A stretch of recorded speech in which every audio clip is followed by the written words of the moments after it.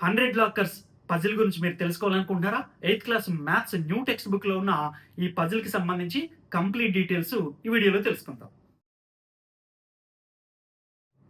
రత్నమంజరి అనే ఆవిడ కొన్ని రత్నాల్ని సంపాదించింది. ఈ సంపదనంతా తన కుమారుడైనటువంటి కుమారవర్మకి ఇవ్వాలని అనుకుంది. అయితే ఇలా డైరెక్ట్‌గా ఇస్తే తన బంధువులందరూ కూడా తన కుమారుడిని పీడిస్తారని భావించి ఆమె ఏం చేసింది?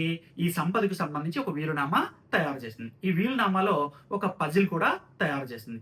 బంధువులందరినీ పిలిచి ఈ వీలునామాని అందరికీ చదివి వినిపించింది. ఇందులో ఒక పజిల్ ఉంచాను. ఈ పజిల్‌ని మీలో ఎంతమంది అయితే సాల్వ్ చేస్తారో వాళ్ళందరూ కూడా నా రత్నాల సంపదని సమానంగా పంచుకోవచ్చు. లేదా మీలో ఏ ఒక్కరు మాత్రమే పజిల్‌ని సాల్వ్ చేస్తే వాళ్ళకే ఈ రత్నాల సంపదంతా చెందుతుంది అని చెప్పింది. ఈ పజిల్‌ని ఎవరు సాల్వ్ చేస్తారో పరీక్షించమని రత్నమంజరి రాజుగారిని అభ్యర్థించింది. రాజుగారు ఆ బాధ్యతని మంత్రి గారికి అప్పచెప్పారు. మంత్రి గారు ఏం చేశారు? కుమారవర్మకు ఉన్నటువంటి 99 మంది రిలేటివ్స్‌ని తీసుకొని అంటే మొత్తం 100 మెంబర్స్‌ని తీసుకొని ఒక సీక్రెట్ రూమ్‌లోకి తీసుకువెళ్లారు. ఆ రూమ్‌లో 1-100 నంబర్స్‌తో 100 లాకర్స్ ఉన్నాయి.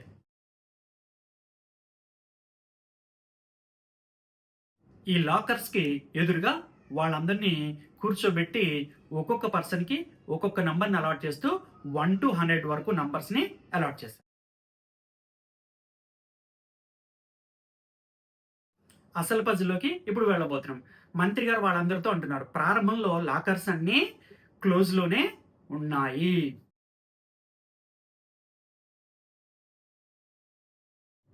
పర్సన్ 1 ఏం చేస్తాడంటే ప్రతి లాకర్‌ని టాగుల్ చేసుకుంటూ వెళ్తాడు. టాగుల్ చేయడం అంటే లాకరు క్లోజ్‌లో ఉంటే ఓపెన్ చేయడం. అదే లాకర్ ఓపెన్‌లో ఉంటే క్లోజ్ చేయడం. దాన్నే టాగుల్ చేయడం అంటాం. అంటే పర్సన్ 1 ప్రతి లాకర్‌ని టాగుల్ చేస్తున్నాడు అంటే అవి క్లోజ్‌లో ఉన్నాయి కాబట్టి వాటన్నిటిని ఓపెన్ చేసుకుంటూ వెళ్తాడు.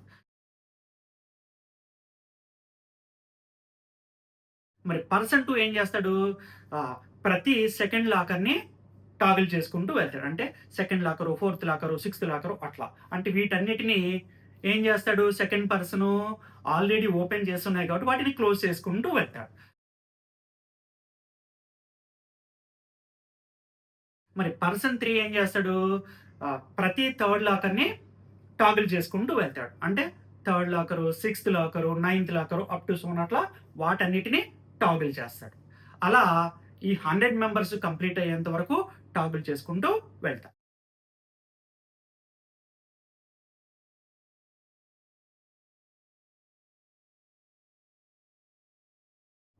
ఇంతకీ పజిల్‌కి సంబంధించినటువంటి క్వెషన్ ఏంటి?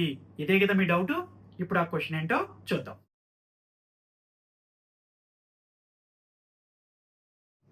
1-100 వరకు ఉన్నటువంటి ఆ 100 మెంబర్సు వాటిని లాకర్స్‌ని టాగుల్ చేయడం కంప్లీట్ అయిపోయిన తర్వాత ఏ నంబర్ లాకర్స్ ఓపెన్‌గా ఉంటాయి?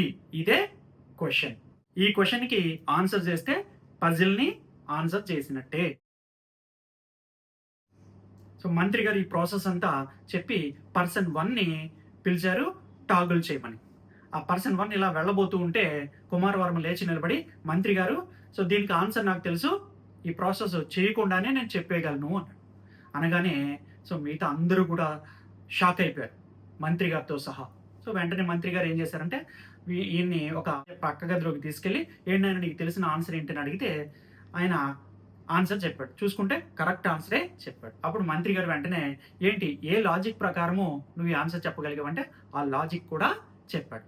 సో వెంటనే మంత్రి గారు కన్విన్స్ అయ్యి మరి ప్రాసెస్ మధ్యలో ఆపకూడదు కాబట్టి ప్రాసెస్ అంతా కంప్లీట్ చేశారు.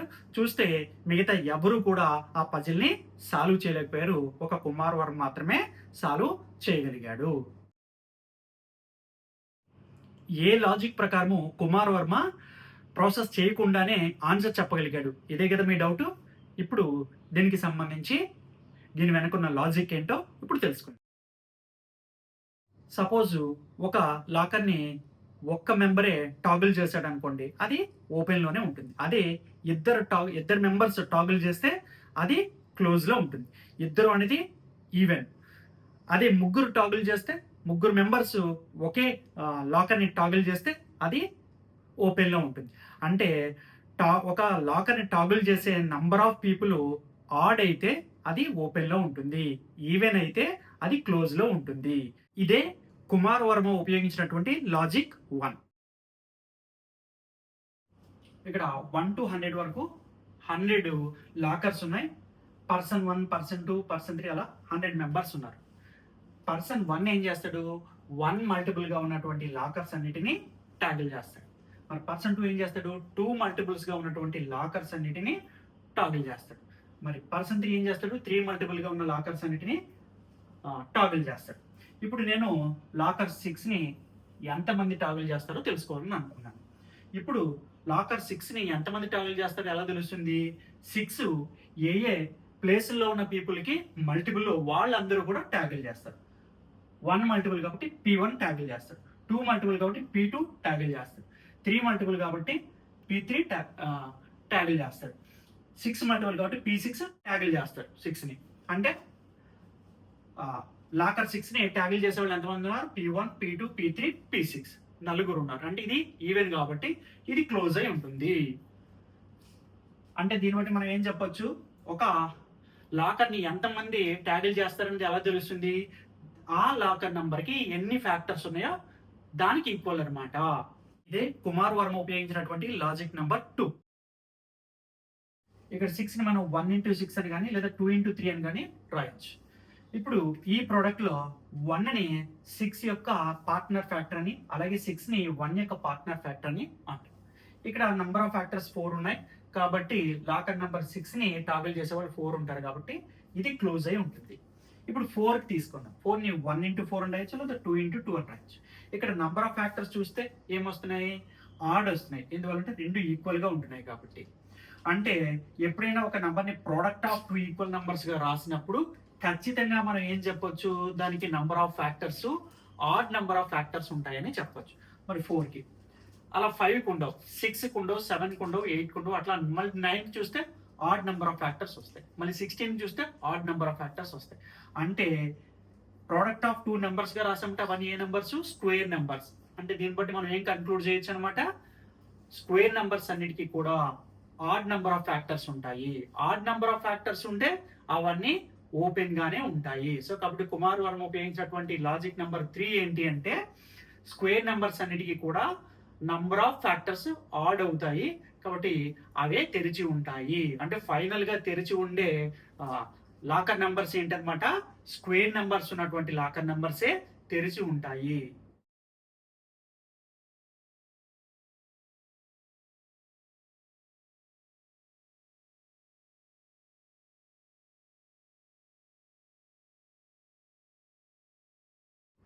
కుమార్ వర్మ తనకున్నటువంటి మ్యాథ్స్ నాలెడ్జ్ని, లాజికల్ స్కిల్స్ని ఉపయోగించి పజిల్ని సాధించి సంపదని పొందగలిగాడు.